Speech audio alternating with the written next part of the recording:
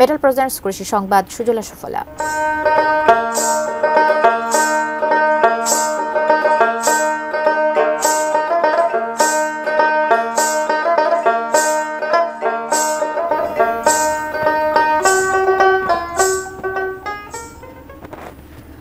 লক্ষ্মীপুরে মেঘনা নদীর বুকে জেগে ওঠা চরে পালন করা হচ্ছে বিভিন্ন জাতের মহিষ। অল্প পুঁজিতে বেশ লাভজনক হওয়ায় দিন দিন চরাঞ্চলে বাড়ছে মহিষের বাথান।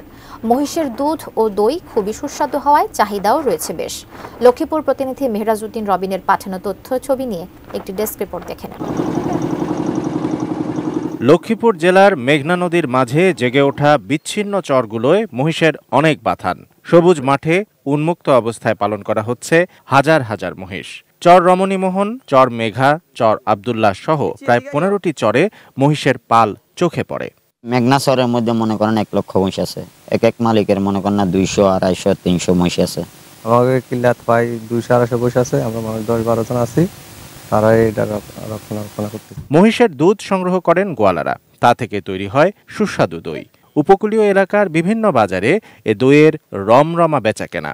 বিশেষ করে মজু চৌধুরীর হাট, লরেন্স, আলেকজান্ডার, বিবির হাট বাজার সহ জেলার অন্তত ৪০টি হাটের শতাধিক দোকানে বিক্রি হয় মহিষের কাঁচা দই। আমার কিছু খুচরা দোকান আছে, তাদেরকেও দিই।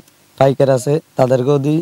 এই দুধগুলো বিভিন্ন জায়গায় যায়, ধরেন না কুমিল্লা, ওই লরেন্স, আজিরহাট, কমলনগর, লক্ষ্মীপুর, এদিকে বহুত জায়গা দিয়ে আমরা। দৈনিক দুধের চাহিদা অনেক, প্রায় ৩ মণ ৪ মণেরও চাহিদা আছে, কিন্তু এই পরিমাণ দুধ চর থেকে পাওয়া যায় না, কারণ দুধ খুব কম, সংকট বেশি। জেলায় ১৭০টি মহিষের উন্মুক্ত খামারে মোট প্রায় ৩০,০০০ মহিষ রয়েছে।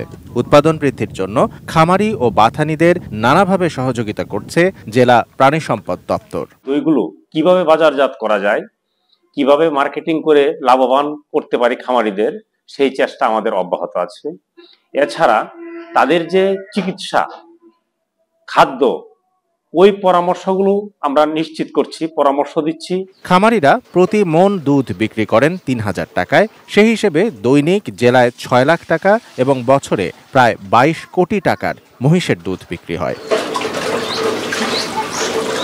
Shamsul Arefin, desk report, ATN news.